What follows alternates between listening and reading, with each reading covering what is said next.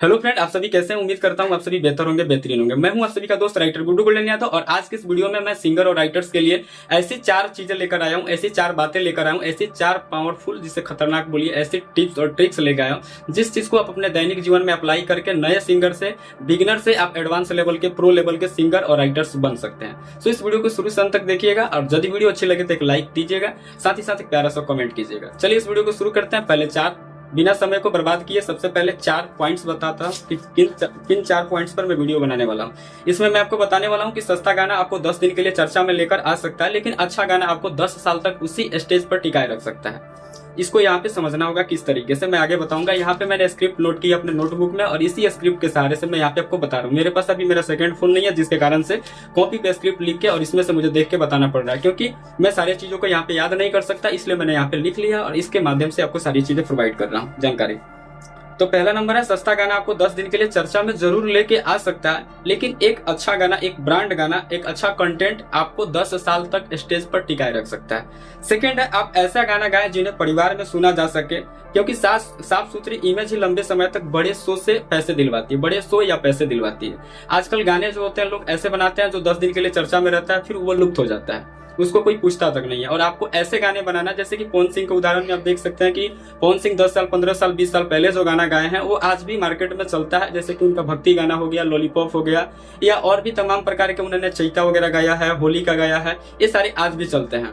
तो उस समय के गाने जो होते थे वो माहौल के हिसाब से बनाए जाते थे और उसमें कुछ ऐसी बेसिक चीजें डाली जाती थी जो लोगों को उनके एक तरीके से रिलीजन से ले लीजिए या उनके हाव भाव से ले लीजिए या माहौल जो होगा माहौल के हिसाब से या सीजन के हिसाब से, इस तरीके से मैच खाते थे। और आज के टाइम में कुछ भी जोड़ दो उलूर दुलूर और उसको यूट्यूब पे डाल दो और लोगों को समझता है कि हमने इसको लिख दिया और एक अच्छा सा म्यूजिक दे दिया, अच्छा सा धुन दे दिया तो गाना हो गया, जबकि उस समय के लोग ऐसा नहीं करते थे।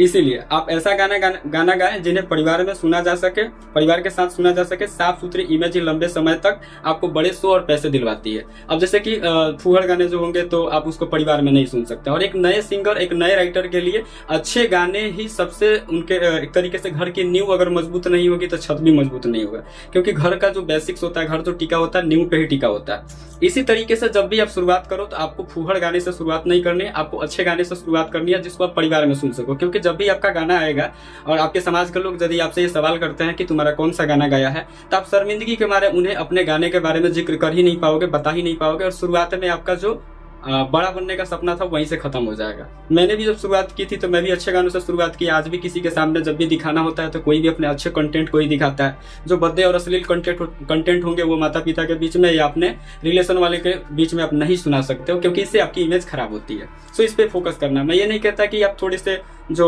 डबल मीनिंग सॉन्ग है उसको लिखना बंद कर दे, डबल मीनिंग लिखिए, लेकिन एक हद तक, एक सीमा से बाहर जाकर न लिखें। तो अब तीसरा नंबर पॉइंट है, जुगाड़ नहीं डिजिटल सिस्टम समझो। अब यहाँ पे डिजिटल सिस्टम क्या है, सिंगर और राइटर्स दोनों के समझने के लिए आपको समझना पड़ेगा। यदि आप डिजिटल सिस्टम को नहीं समझते हैं तो फिर आप इस लाइन में समझ लीजिए कि बेकार है, जीरो है। आजकल गाना या लिखना काफी नहीं है, आपको म्यूजिक बिजनेस को समझना होगा। यहाँ पे मैंने अगली पॉइंट रखी है। चौथा नंबर पॉइंट हमारा है कि अगर आपको रॉयल्टी, सीएमएस और कॉपीराइट्स के बारे में जानकारी नहीं है तो आप कलाकार नहीं है, मजदूरी कर रहे हैं। अब इसके भी बारे में आगे बातचीत करेंगे। तो चलिए इस वीडियो को शुरू करेंगे। शुरू करने से पहले आपके लिए मैंने कुछ लिखा, इस चीज को यहाँ पे ध्यान देने की जरूरत है। अगर आप भोजपुरी इंडस्ट्रीज में सिर्फ भीड़ का हिस्सा बनने आए हैं तो कुछ भी गाइए और लिखिए।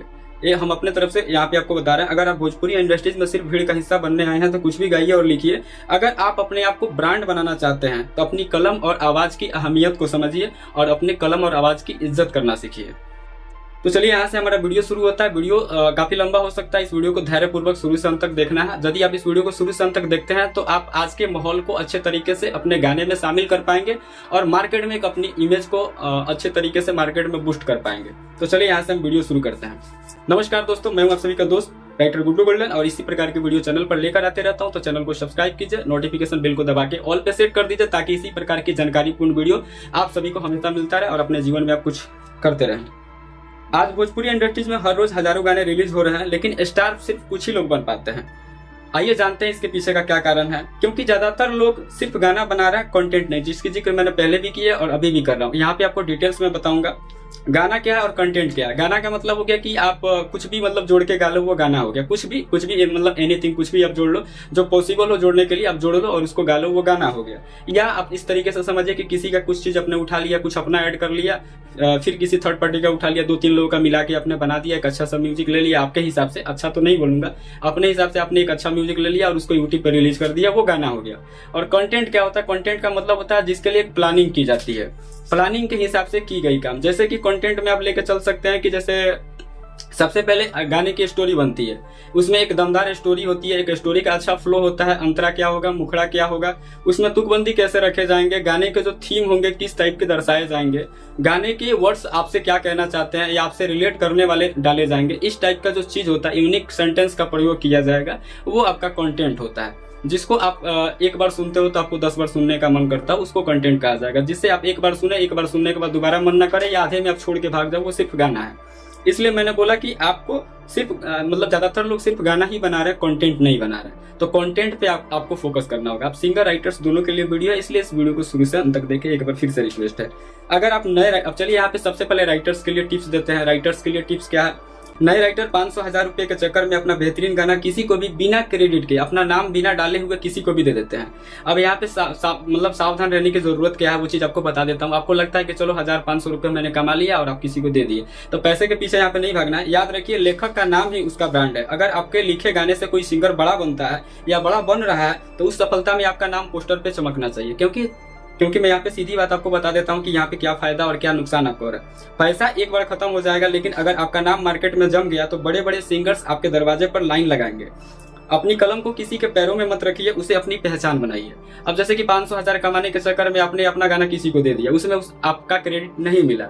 वो गाना सपोज कीजिए कि मार्केट में वायरल हो गया, 10 मिलियन, 20 मिलियन, 50 मिलियन चला गया, तो बाद में आपको पछतावा ना हो, इसलिए हर गाने में अपना नाम का क्रेडिट लेना बनता है। अगर आप नए राइटर हैं तो सबसे पहले ये चूक गलती ना करें। आपका नाम रहे, चाहे वो गाना चले या ना चले, उसमें आपका नाम रहना चाहिए, पोस्टर पे, डिस्क्रिप्शन में, और साथ ही साथ जब सिंगर्स गाना गाता है तो उसमें भी आपका नाम रहना चाहिए। ये आपको पॉइंट्स ध्यान देने वाली है। उसके बाद सिंगर्स के लिए पावरफुल टिप मैं आपको बता देता हूँ यहाँ पे। अब आते हैं सिंगर्स पर। आप लोग सोचते हैं कि कुछ भी उल्टा सीधा गाकर रातों रात खेसारी या पवन बन जाएंगे, जबकि ऐसा नहीं है। अगर ऐसा होता तो जितने भी लोग गा रहे हैं, बहुत अच्छे अच्छे आवाज वाले लोग आजकल रास्तों पे मतलब रोड पे ऐसे ही घूम रहे हैं, जिसके पास कलाकारी तो है, अच्छी आवाज तो है, लेकिन उन पहचान के मोहताज है, क्योंकि उनके पास पैसे नहीं है, उनके पास नॉलेज नहीं है कि भोजपुरी इंडस्ट्रीज में कैसे इन करी जाएगी और कैसे अपने आवाज के बदौलत नेम फेम कमाई जाएगी। सच्चाई क्या है? अश्लीलता या विवादित गाने आपको बदनाम कर सकते हैं, मशहूर नहीं। मशहूर वो होता है जिन्हें लोग इज्जत के साथ अपने घर में फंक्शन के लिए बुलाते हैं या स्टेज पे उन्हें बुलाते हैं। ठीक है, सिर्फ गाना गाना ही पॉपुलैरिटी का सबसे बड़ा सिद्धांत नहीं है। यहाँ पे अगर स्टेज शो आपको नहीं मिल रहा है तो समझ लीजिए कि आपकी पॉपुलैरिटी ग्राउंड लेवल पे कम है, या यूट्यूब के माध्यम से भी आपकी पॉपुलैरिटी कम है, क्योंकि जिनकी पॉपुलैरिटी होती है उन्हें स्टेज शो या किसी फंक्शन में जरूर इन्वाइट किया जाता है। ठीक है, समाधान, अपनी आवाज की क्वालिटी और शब्दों के चुनाव पर ध्यान दे। एक अच्छा गाना आपको 20 साल तक स्टेज पर टिका कर रखेगा, जबकि एक सस्ता गाना आपको 2 महीने के बाद ही घर पे बिठा देगा। तो इसमें आपको देखना है कि आप ज्यादा फूहड़ शब्दों का इस्तेमाल करके गाना गाते हैं या अच्छी चीजों को अपने गाने में संजो के उसको आगे आप बढ़ाने की कोशिश करते हैं। टिप, अच्छे राइटर को पकड़िए, उससे इज्जत दीजिए, क्योंकि एक अच्छा लेखक ही आम इंसान को स्टार बना सकता है। अब जैसे बहुत सारे लोग होते हैं कि थोड़े कम पैसे के चक्कर में जो नॉर्मल राइटर्स होते हैं, जो अभी सीख रहे होते हैं, जो एडवांस अभी नहीं हुए होते हैं, उनके पास जाके कम दाम में गाना लेते हैं। अब मैंने पहले ही बता दिया है कि वो लोग क्या करते हैं कि किसी और गाने से कुछ वर्ड्स कॉपी करते हैं, कुछ अपना जोड़ देते हैं और जोड़ के वही चीज आपको दे देते हैं। अब आपके पास इतना टाइम नहीं है कि आप उस गाने को रिसर्च करो और रिसर्च करके आप ढूंढ पाओ या मिला पाओ कि ये गाने के वर्ड्स किसी गाने से मैच खाते हैं या नहीं खाते हैं, मैच करते हैं कि नहीं करते हैं। तो इसी समस्या का सॉल्यूशन करने के लिए हम लोग अपना एक टीम रखे हुए हैं, जिसमें कंपोजर है, राइटर है, रिसर्चर है, एडवाइजर है, हर प्रकार के लोग हैं जो आपको हमेशा मतलब सहायता करने के लिए तत्पर रहते हैं। तो आप हमारे पास अगर सॉन्ग्स लेते हैं तो सॉन्ग्स में आपको सबसे पहले बुनियादी चीजें क्या आपको बता देता हूँ। आपको एडवांस पे करना पड़ेगा। एडवांस पे करने के बाद में आपको सैंपल्स मिलते हैं। सैंपल्स अगर आपको पसंद आते हैं तो आप फाइनल पेमेंट करके गाना ले सकते हैं। या अगर आपके गाने में कोई भी प्रॉब्लम्स निकलते हैं तो उस प्रॉब्लम्स को सॉर्ट आउट करने के लिए भी बंदा बैठा रहता है। 24/7 सपोर्ट मिलती है। आप फोन करो, डायरेक्ट बात करो या व्हाट्सएप पे मैसेज करो और आपकी समस्या को सुनी जाएगी और आपके सॉन्ग्स को और भी बेहतर बनाकर आपको दिया जाएगा, यदि उसमें आपको कोई कमी लगती है तो। ठीक है, अब चलिए बिजनेस की बात करते हैं। सीएमएस और रॉयल्टी। अब जैसे कि बहुत सारे राइटर्स होते हैं, सिंगर्स होते हैं, वो कॉपीराइट्स के नियम को नहीं समझते हैं, सीएमएस को नहीं समझते हैं। अब यहाँ पे सीएमएस को भी मतलब समझना है। और सबसे जरूरी बात, चाहे आप राइटर हो या सिंगर, डिजिटल सिस्टम को समझिए। अपना कंटेंट आईडी और सीएमएस के बारे में जानकारी रखिए कि आपका कंटेंट आईडी हर गाने का होना चाहिए, और यदि सीएमएस से जुड़िएगा तो ही आपको कंटेंट आईडी गाने के लिए मिलती है। और कंटेंट आईडी क्या है, सीएमएस क्या है, सबसे पहले सीएमएस समझिए। सीएमएस का मतलब होता है कंटेंट मैनेजमेंट सिस्टम।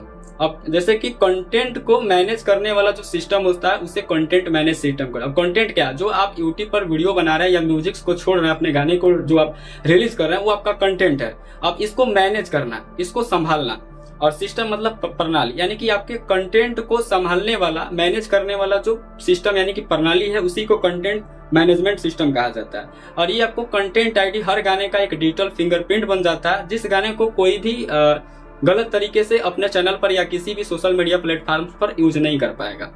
उस गाने के साथ आपके नेम का एक टैग लग जाता है कि ये फलाने का गाना है। जिस तरीके से आपका आधार कार्ड बनता है, आपके आधार कार्ड का जो नंबर होता है, उस नंबर से दुनिया में भारत में किसी का आधार कार्ड नहीं होता है, सेम वैसा ही आपके गाने का कंटेंट आईडी हो जाता है। यानी कि अगर आपने गाने का कंटेंट आईडी ले लिया तो उस गाने को कोई चोरी नहीं कर सकता, अपना नहीं बता सकता। इसे जहां भी कोई भी अगर रिलीज करता है आपके अलावा थर्ड पार्टी, कोई भी 20 लोग, 30 लोग, 50 लोग, 100 लोग भी करे, तो उसका जो पैसा होता है वो आपके पास आता है। ये चीज होता है, ठीक है। अगर आप अपनी मेहनत का हिस्सा किसी कंपनी को दे रहे हैं तो कागज पर पक्के बने रहिए। बिना कागज पर सिग्नेचर कराए कोई भी काम नहीं कीजिए। बिना एग्रीमेंट और बिना लिखा पढ़ी के काम करना बंद कीजिए। कलाकार बनिए पर साथ में जागरूक भी बनिए।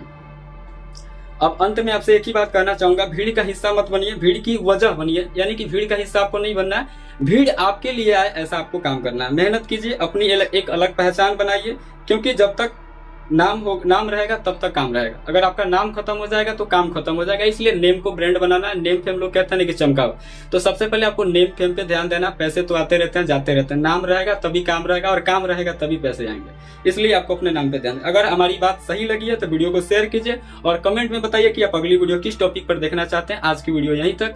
अगर आप इससे जुड़ी हुई और भी कोई भी सवाल आपके मन में, माइंड में चल रही है तो आप हमें कमेंट में लिख कर बताएं। नेक्स्ट वीडियो उसी टॉपिक पर आ जाएगी। तब तक के लिए जय हिंद।